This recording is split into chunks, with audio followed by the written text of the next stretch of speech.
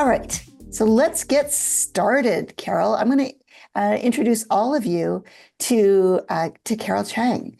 And Carol is an occupational therapist, and she has also founded an organization called Evolving Homes, which helps people with Parkinson's and other mobility disorders create safe, comfortable living spaces. Last year, many of you might remember, because over 10,000 people have viewed the interview that Carol did with us about aging in place, which really means how can you live in your home for as long as possible as you grow older and safely do so. Today, we're going to expand on that conversation. For those of you who weren't able to join us then, we can also share that link so you can watch that as well. And then we're going to do a deep dive into sort of the interior design and also interior design of your home and age tech, which is a category of technology that focuses on improving quality of life for older people and care partners. So welcome, Carol. So can you tell us, and as I started to say, help us understand this notion of occupational therapy? What is it, and why is it important for people who are affected by Parkinson's? Yeah, people with Parkinson's know what PT is. We know it's about physical stuff that's easy to understand, right? My muscles hurt, I work on my muscles. But OT is a lot more holistic. We're interested in the big picture. How do you function at home? Like we call it the job of living. Occupational therapy is activities of daily living, getting dressed, getting bathed, taking care of yourself. That's a job, even though we don't think about it like that. We are we take it for granted. We say, well, I've been doing it since I was 5 years old. What do you mean I can't do it anymore? But the reality is that things get harder. With normal aging, our bodies change, and you lose 2 pounds of muscle, you gain 2 pounds of fat every year after 35, it adds up. So I know. What our job is, I think about myself as a professional problem solver. That's what I do. So people tell me, listen, I am having, I have this new situation and I have some issues going on. These are the things that are non-negotiable. I am not changing these things. These things I'm willing to consider. What do you got? What kind of options? What way? How could we manage this? So basically, my job is to make sure that people can keep doing the things that they find meaningful in their lives. And how do you do that? By adjusting the person or the environment or the task. That's great.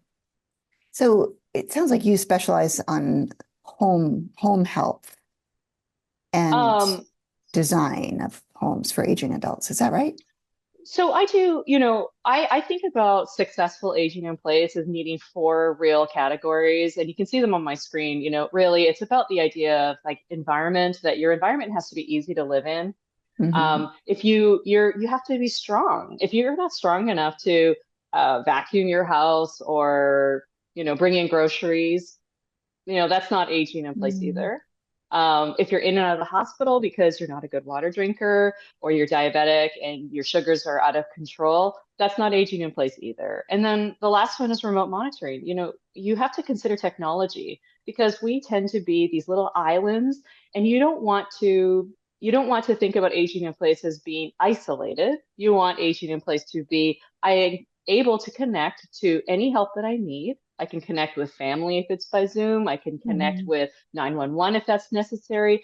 But I can also connect with, when we'll talk about that later, like avatars from an aging in place thing that can help you coach through these habits and get better water drinking in there, or exercise, or maybe you're doing virtual exercise online. So just like we are doing right now, having the ability to have outside come in.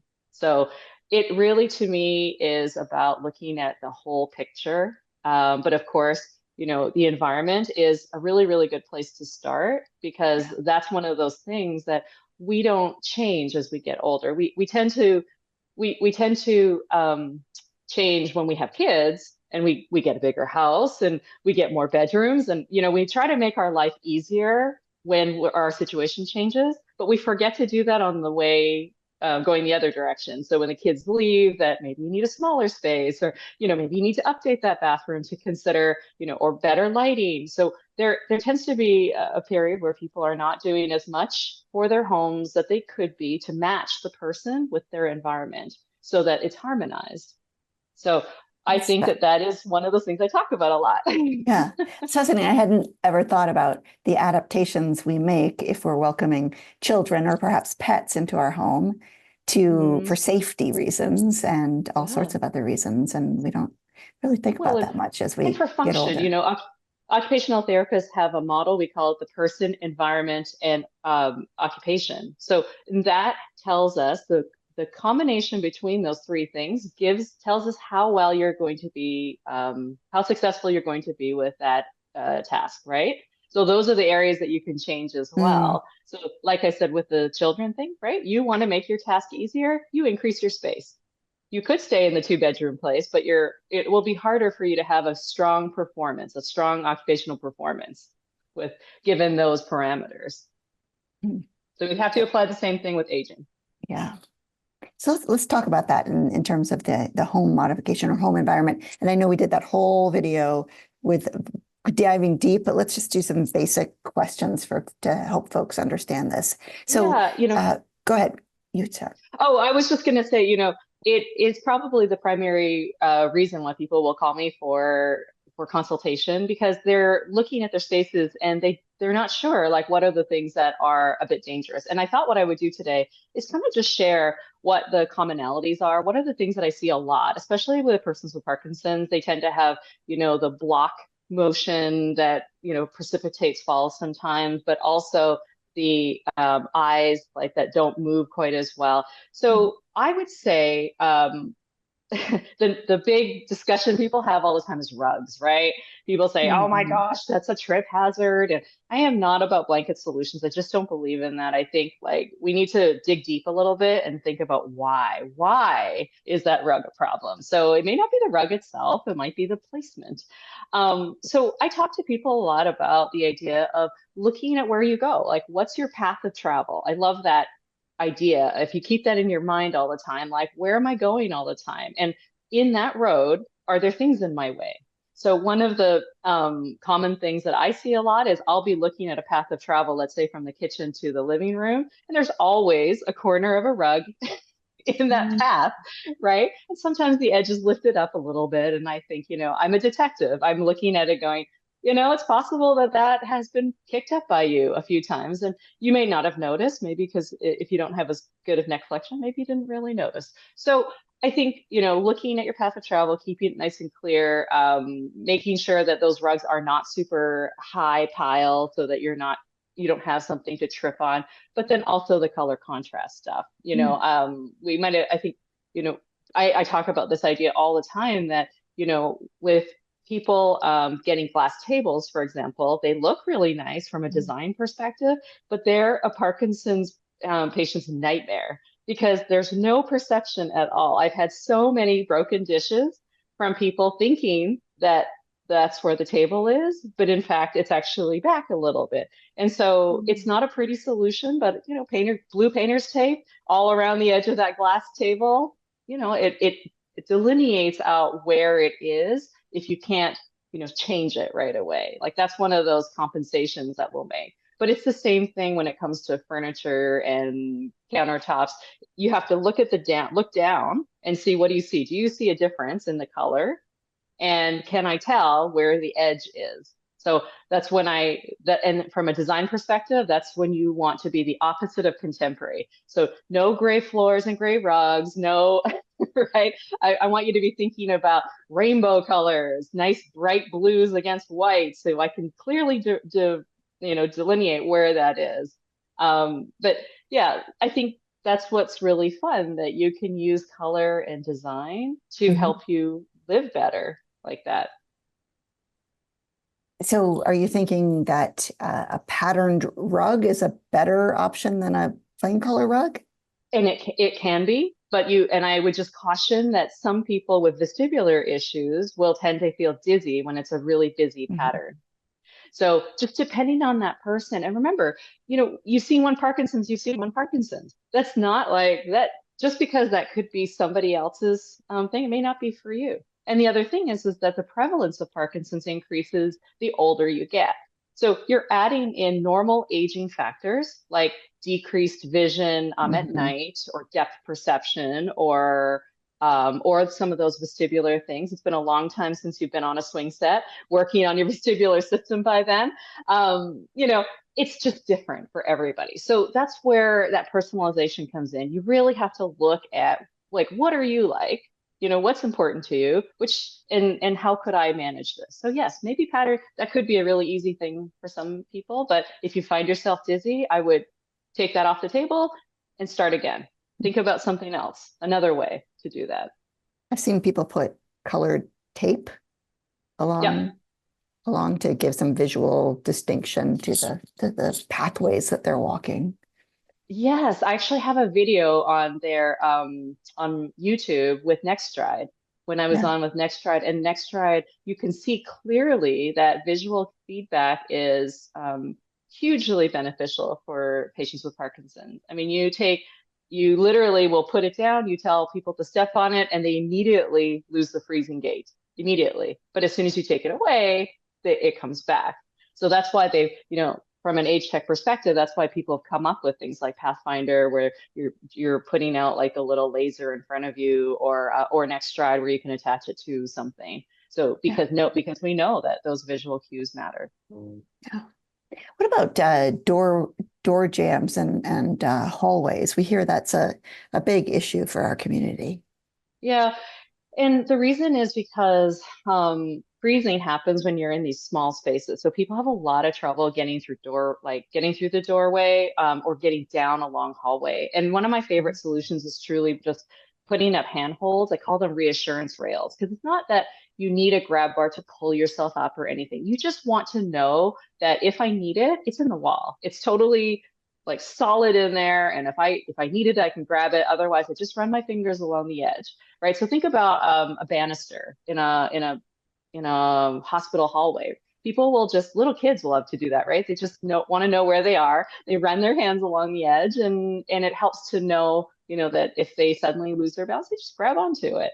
So Mm. doorways, I do a grab bar on the outside of the doorway, on the inside of the doorway, so that people have something to hold on to, that tactile feedback, right, to get through it if they're worried about it.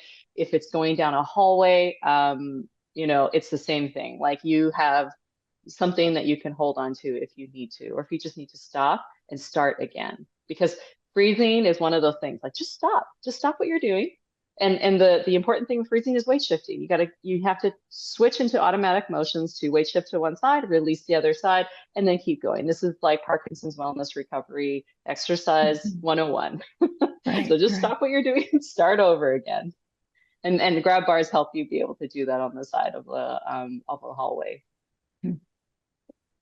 We hear so often and witness how falls that happen at home, and I think that many of our care partners we hear are just terrified about leaving their person with Parkinson's at home because of falls. Are there things that you Right. recommend that people can do in the design of their spaces to help minimize falls at home? Yeah, so especially if we're talking about new builds and new designs, like I'll always help people consider the idea of open floor plans. So just like we talked about, those narrow spaces, doorways, clutter, things in your way, they create anxiety, and they create more chances of freezing falls, that type of fall. Mhm. Um, so I'm always all about open floor plan. I love anything automated. So we only have so many brain cells that we can use to remember to go turn on the light, and then we have to do this, and then we do this. So I'm a really big proponent of habit, building in habits that can just be automated. You just do them all the time. But in the context of design, can you build in lighting that automatically comes on because it's motion activated? It's built into the hardware. Mhm. Can you do that from a smart home perspective, so that you could use your voice in terms of, putting, getting the lights on or the blinds up or the door open. I mean, you can buy automatic door openers that will do, like, you can unlock and open the door. The choices are endless, endless, endless, endless, right? And it's just how you put it together for that particular person that makes the difference. But like I said, that open stuff, the automated stuff, and then just taking your time. Don't rush into picking things like furniture or whatever. You want to try to think about falls happen a lot when people are trying to change positions. So usually like sit to stand from the toilet, that if they're weak in the quads, that sometimes they might be using a little bit too much momentum that keeps them going. Getting up from sofas, people get into these weird positions up and down from the bed. So there are things that you can do or products that you can use to, help that along, like elevated toilet seats or the comfort lens sheets we talked about last time. Yeah, so lots of ways to get around your physicality that maybe isn't quite there yet, because you're going to be working on it, right? With exercise is the only thing that slows the effects of Parkinson's. So that is usually my number one tip to do. That's helpful. Many of the tips that you've talked about are expensive to implement and may not be possible in an older home for some of the tech that. Can you help us with some ideas about inexpensive things that people can do immediately today in their homes or in their apartments? So the cheapest thing you can do is to declutter. Like you really just moving things out of the way, going through your stuff and deciding, is it really important to me? Can I create those open spaces by minimizing what I have? And then once you have the space, you could consider small things that might make your life easier. So like I said, those plug-in lights from Amazon, they're $10, $15. Oh, really? I mean, these are inexpensive things. Of course, hardwiring, when we were talking about, yes, that is more complicated. But like my favorite raised toilet seat, okay, is 300. But that's the only one that has a bidet and a raised toilet seat and arm handles, right? So now you're able to you don't have to worry as much about being stuck on the toilet. You have arm handles to push up from. And more importantly, that bidet is something that gives independence. You can manage your hygiene on your own. Twisting tends to be one of those motions that is tough for people with Parkinson's. It will just naturally get tight if you're not actively working on trunk rotation. So wiping after can be hard. And then, even post-op surgery, patients love bidets. That's really probably my number one favorite thing to do. And if you don't, and if your knees are great and you have great strong quads and you're just looking for bidet, that's a $50 bidet on Amazon. So it's just a little attachment. It goes on the little toilet, bolts in the back, and it's cold water bidet. And I know it sounds difficult, but it's really not. And people really find that very useful. And that is pretty inexpensive. So I say start with those little things because, of course, when you think about a $70,000 remodel of your bathroom, wow, this is like scary stuff, right? And then how do I know what I'm going to like? And, and I have one chance of doing this. So start small. You clean up, you get automated lights, and then think about things like bidets or something easy that you can just add to your life and see how that makes you feel. When you refer to clutter, are you thinking about clutter that's on the floor or just clutter throughout the house? Well, it's generally the floor that will be your fall hazards. So I love dogs to pieces, but they like to bring their toys and drop them in random places in the middle of the night. People kick off their shoes at the foot of the bed and forget, and they might have put it in a different location. And when they get up to go to the bathroom in the middle of the night, those shoes have just magically appeared and are a trip hazard. So everything needs to have a place, and you need to think ahead to your sleepy, rushing to the bathroom self. And what is it that you could do to make that path from bedroom to bathroom smoother and easier for you to get there without any risk of falls?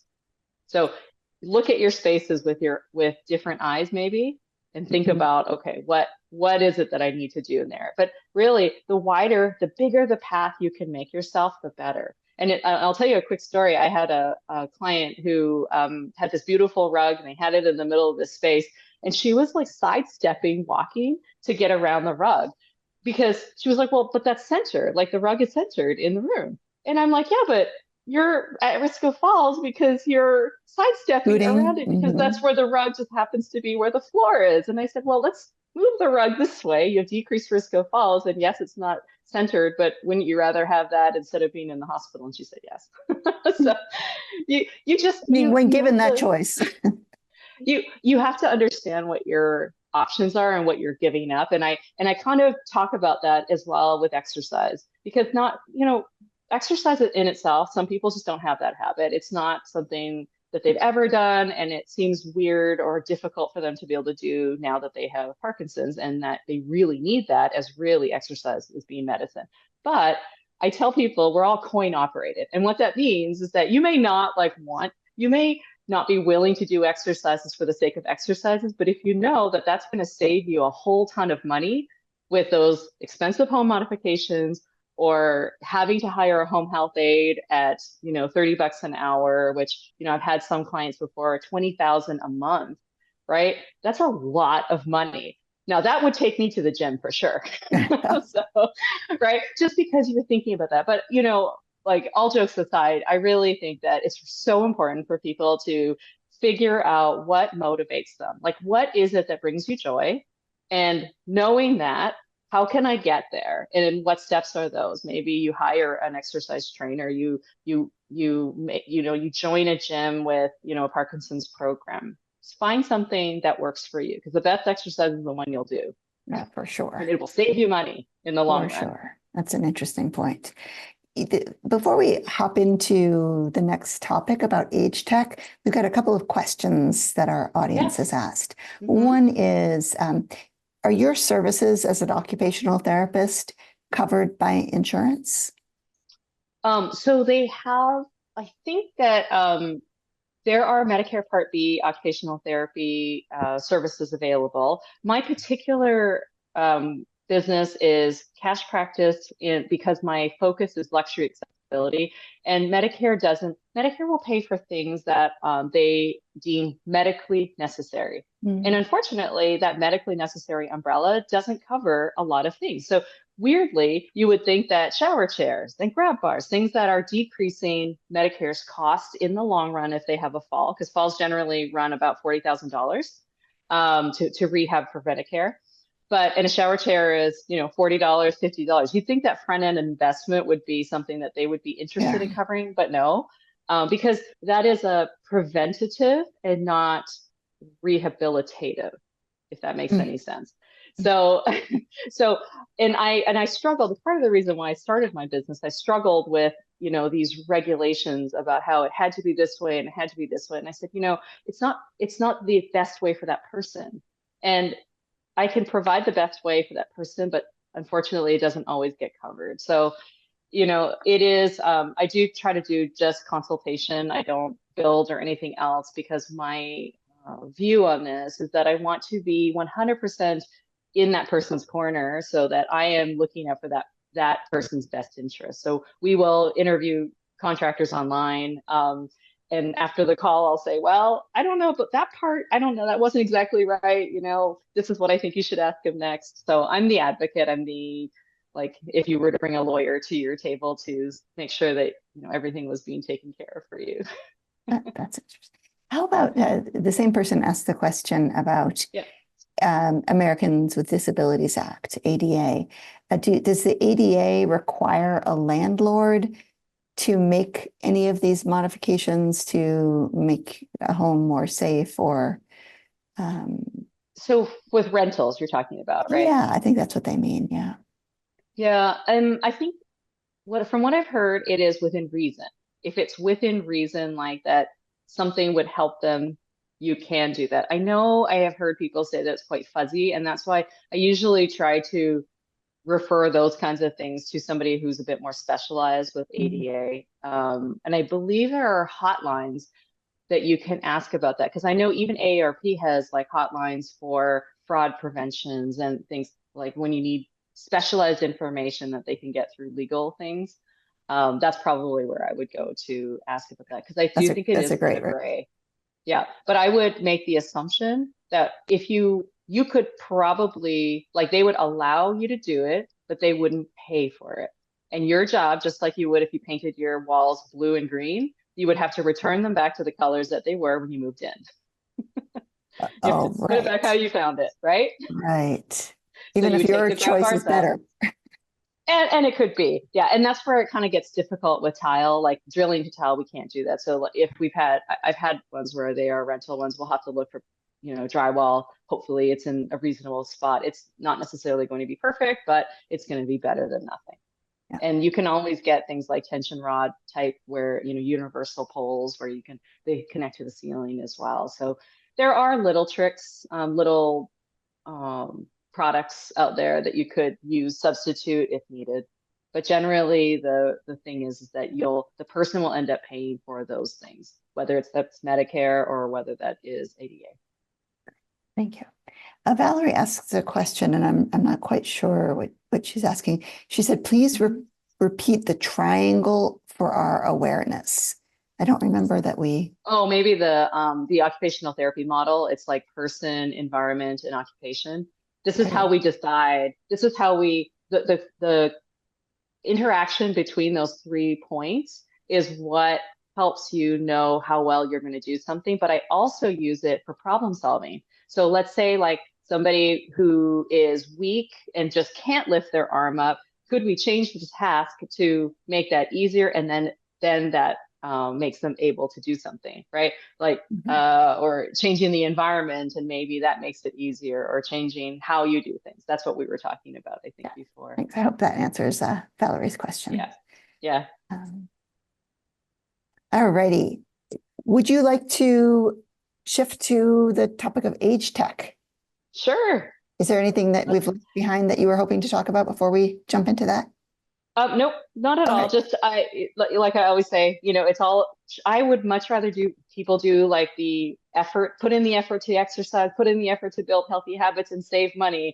So, but then if we can't, then we use age tech to kind of fill in those little gaps. So that would be my discussion about, okay, why would we consider technology for aging?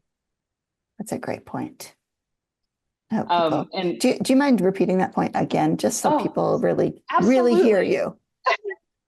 Absolutely. Listen, here's the thing. We all have this, there's an ideal level of things that we should be getting 8 hours of sleep. We should be drinking 8 cups of water. We should be exercising every day. Okay. And if you hold yourself to this idea, you're always going to fall down on that. But so you have to think about, meeting yourself where you are, understanding that it's okay to, not love exercise, but could you find a way to do that instead? It's okay not to do these things. Could you use an age tech solution to compensate for some of those things that you're not able to do? So rather than it being black or white, nothing like I either do it or do it perfectly or I don't do it at all. I'm saying, hey, look, why don't you consider technologies that can help bridge that gap? And then it gets you to where you need to go. That's a great point. So tell us, what does age tech mean in our space, and maybe some notable ways you've seen it improve the lives of people with Yes. Parkinson's and their care partners?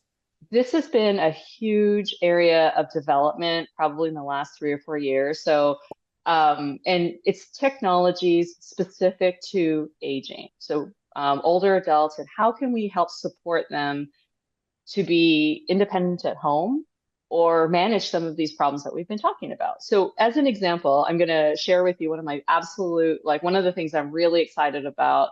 They're still sort of in development. They've got some early adopter ones.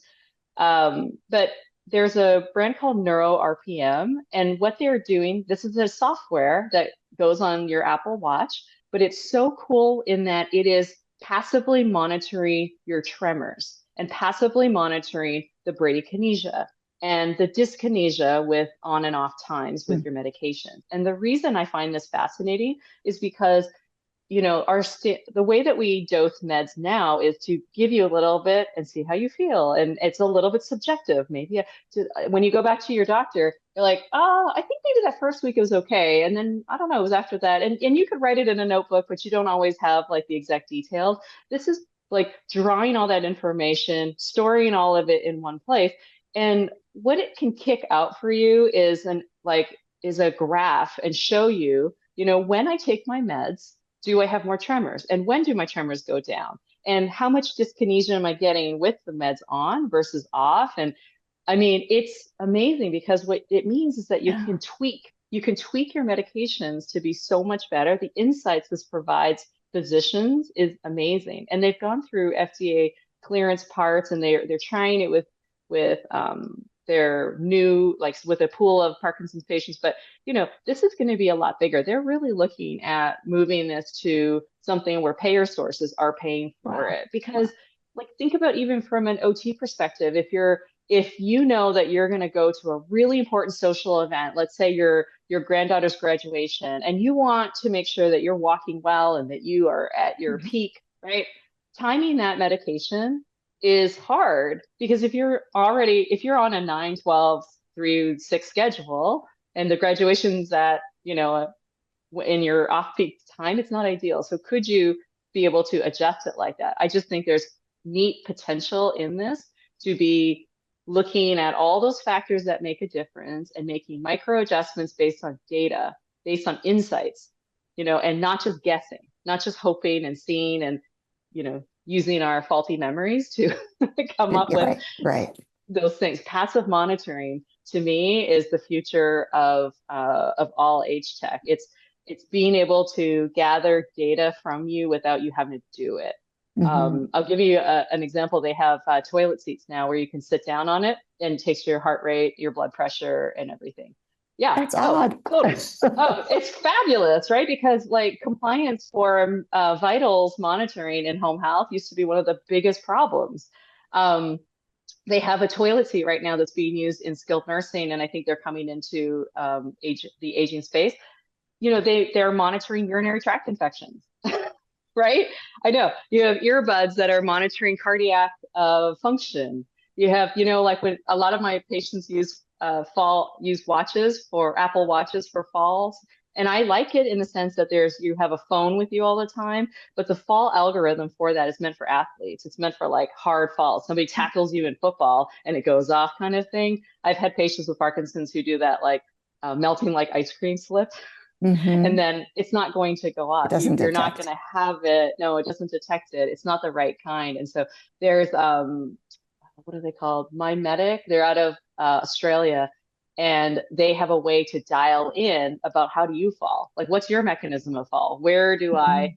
How sensitive? Imagine like something where you could make it more sensitive or less sensitive on this way, or they have that personalization. So I think we're getting to a zone where things are going to be a lot more about you, Polly, and not Mhm. like women or Right. women of a certain age, or right. Hmm. We're drilling down to who it is, and that's exactly what people with Parkinson's need. They need to be able to have products that are for them, not just people with Parkinson's.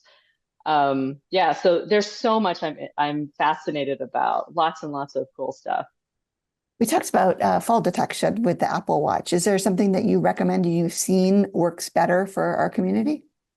Well, so like I said, there are a lot of startups right now that are doing this. Well, let me just back up for a second. What are the options right now, right? You have pendants, you have Mhm. Apple Watches, you also have whole systems like where they have sensors in every room and you can call for help. That's that basically like three zones, and all of them have their pros and cons. Some of them are more expensive than others.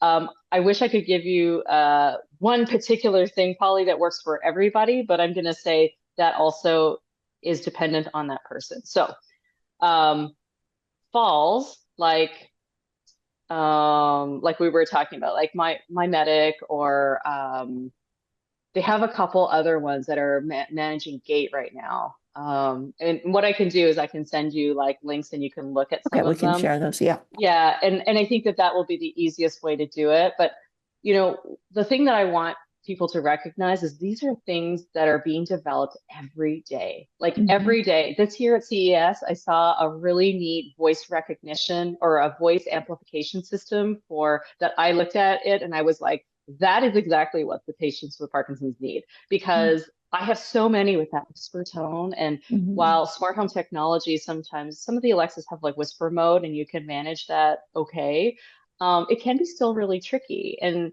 if you, let's say we're relying on that for fall detection, so that I would want Alexa to call for help, call 911 or whatever. What if I got knocked out? Like, what if I'm not there? Or if I don't, what if I can't project my voice because I've hurt myself? I don't have the energy to be able to do that.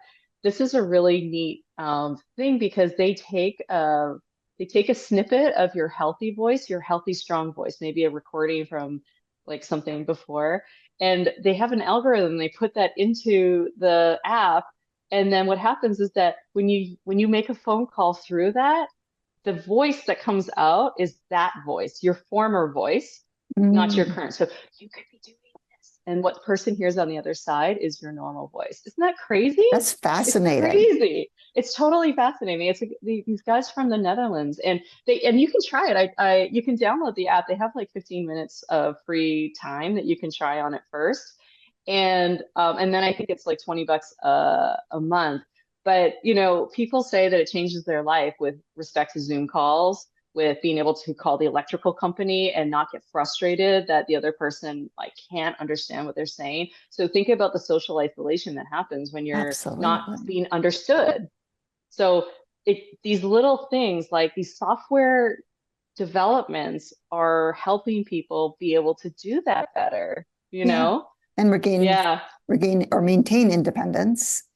And you're Mhm. maintaining independence. So let's think about this. Like, what are the big things that people struggle with?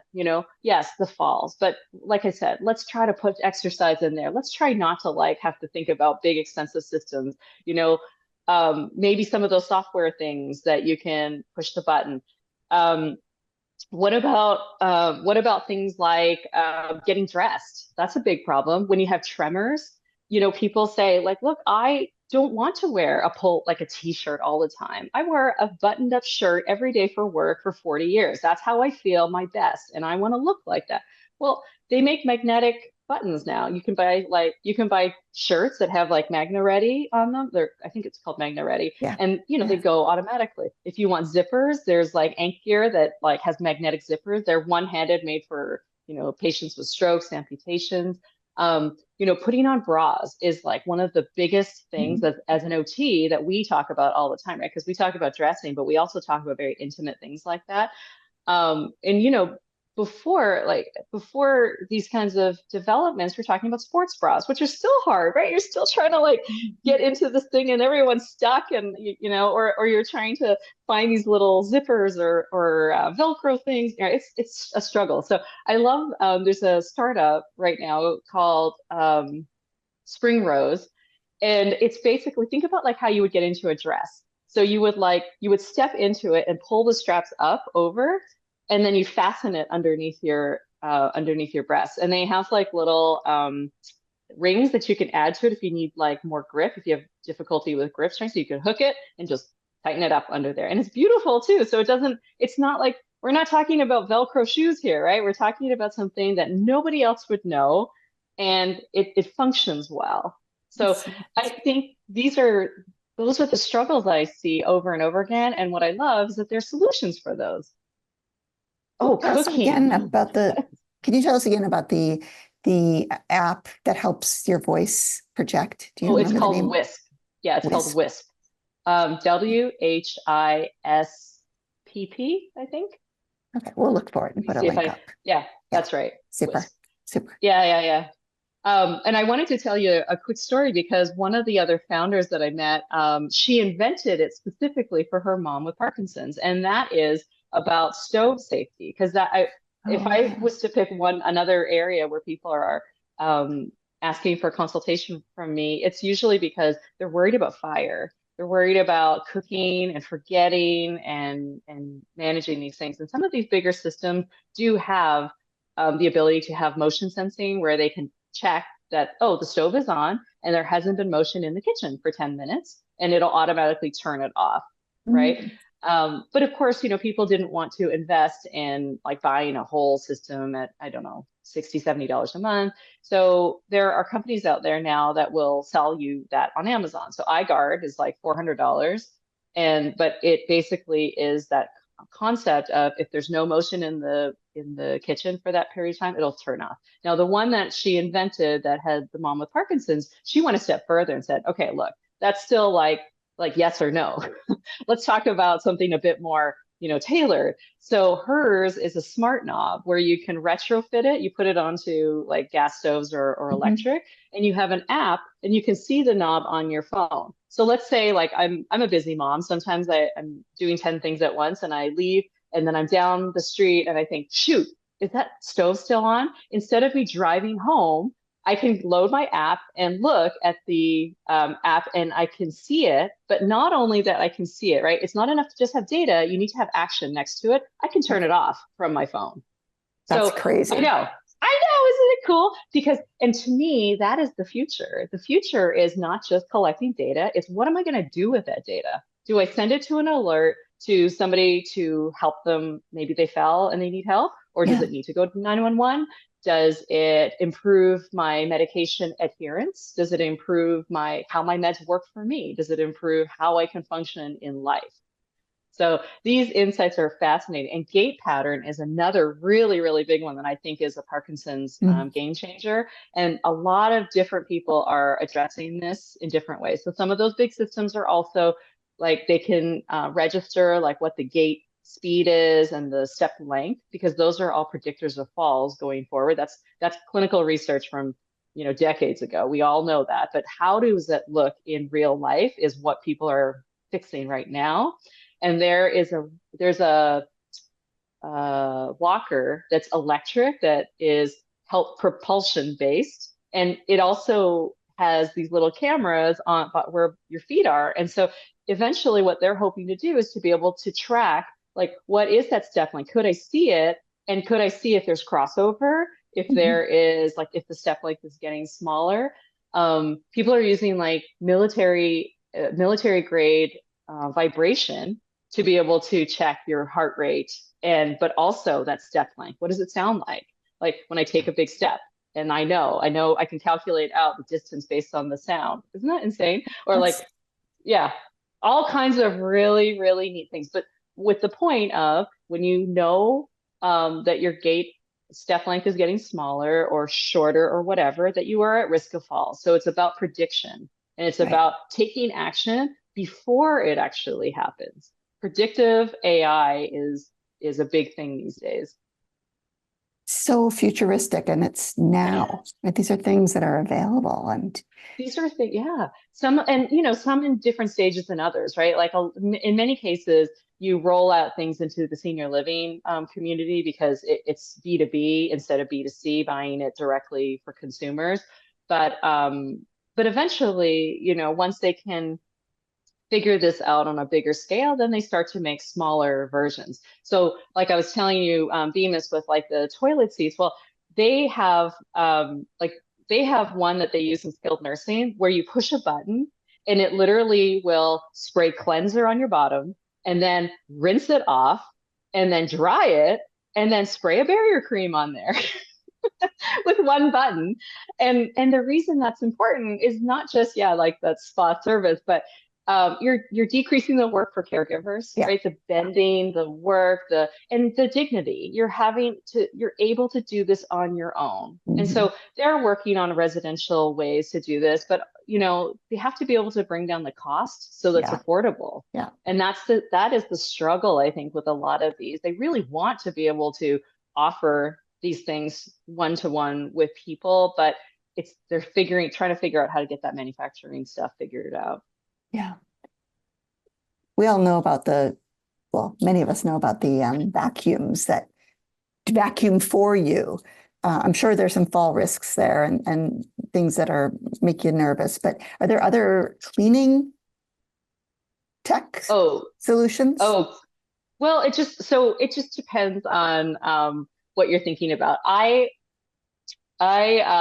generally think about cleaning as exercise. So trying to break it down and seeing, okay, is that a squat that I come down and do something? Is it like I want to clean underneath the cabinets? It's driving me crazy. I've been jamming all these things in there. There's a walker right now that is what I love about it is that can go all the way down to the floor. So when people are worried about, oh, if I fall on the floor, can I get up on my Mhm. own? It'll actually go to the floor and you can push a button and it'll raise you up.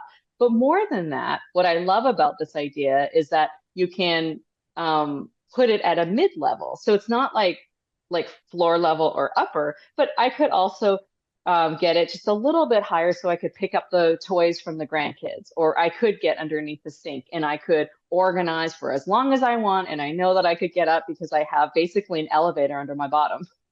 So I can be up and down. So I think it's not necessarily that we're going to have things clean for us, although I think robotics will eventually do that as well. Um, but it's that how can I use devices to change that task to make it easier for me to do? Yeah, And I love that I, idea. and Yeah. you did remind me though, there is something about transport. Like people worry about how can I get something if I'm using a walker or using, a device.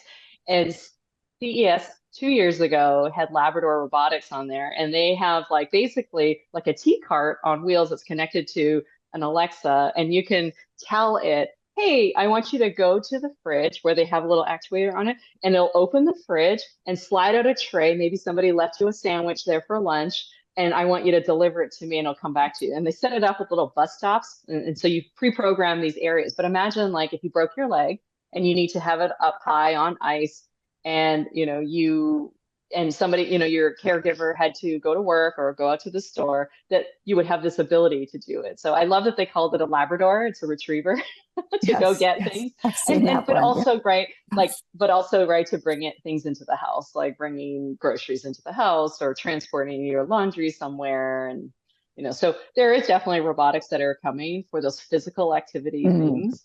But I think it helps us make it easier for us to do cleaning the way that we like to do cleaning. I'm not yeah. sure that we would be super happy with, half finished things when A it's not robot. perfect, right? Yeah. Yeah. Yeah. Well, and your point that removing these tasks from our activities, our daily activities, removes exercise. And that keeps Yes, us it strong. does. And Yeah. you don't want to do this. Occupational therapists talk a lot about like working at your highest functional level. I do not want to be giving you anything that's going to take it away. I only add in just as little as I can, a little tiny help to get you through that piece, right? Mhm. So I want you to be doing as much as you can for as long as you can, but if you get to a point where you can't, here are some ideas that you could do it. Yeah, you don't want to be losing all those muscles. Yeah. Deborah asks a question about challenges with writing. And are there any things that you've seen that are cost effective that help with writing? So I love a brand called Steadyware for if it's tremor based. So remember, you always have to go back to what's the problem? Why can't you write? Is it visual, right? Is it that I have no strength in my upper arms to have stability? Is it tremor here? So if it was tremor based, like kind of like hand based in here, you could use Steadyware, which is like got a little gyroscope and it's an anti-vibration up here. So that would be the easiest thing. That one is covered with if you're a veteran, it is covered by the VA. And when we were talking about all this, the costs of these things, yes, they can be kind of expensive. That is, I think 500. Usually in the 500 to 1,000 zone is probably where a lot of these things fall. Mm. But the Parkinson's Foundation will often cover things at 75%. The VA is often covered. Now, the struggle, and I am actively trying to work on this, is that the OTs who are doing the prescribing generally don't know that something is covered under that insurance. So that toilet seat I was talking about, right, the one that's 300 normally with the bidet and everything, that's a covered that's a covered product under the VA. And so many people, I had posted this on social media and they said, oh my God, I didn't even know that this was possible. And so generally the process would be that you would talk to your case manager who would then, do that referral to the OT, and then they would do that referral over to prosthetics and orthotics or something like that. But I think what I would like to see is patients with Parkinson's knowing that already and being able to advocate for themselves and empower themselves rather than waiting for those busy clinicians to tell you what's available.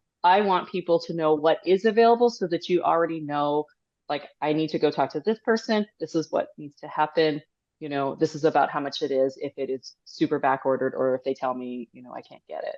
Yeah. So yeah, so SteadyWear, let me think of this for a second. So with the VA one, the SteadyWear is covered, the Venus, the seat is covered, the neck stride is covered. I think the bra is also Mhm. covered, which is pretty cool, I think. That's great. um, yeah, and again, like that is something that I can send you a list and maybe we can share with people to take a look Yeah, because, that'd be great. That'd be terrific. yeah. Carol, anything I have forgotten before we say goodbye? Well, nope, I don't think so. And again, I just want to reiterate, keep your ears and eyes open. This is a fast moving train of developments for Parkinson's and age tech. So, keep your eyes and ears open. There's always a solution. There's always a solution out there. Thank you. For those of you in the audience, as well as the information from the chat that we'll be sending, the recordings, you can also order. We have a Parkinson's home safety checklist that we created a number of years ago. You can order that through us. We'll also share a link. You can download this free of charge. And all of the information that Carol has shared today. Carol, thanks for your passion around these topics and around our community. I think we're all better because of the work that you're doing. So Oh, thank you. thank you so much. I really love being part of this community. Wonderful. Thank you to the audience, and we will be back with you next month with another hot topic for you.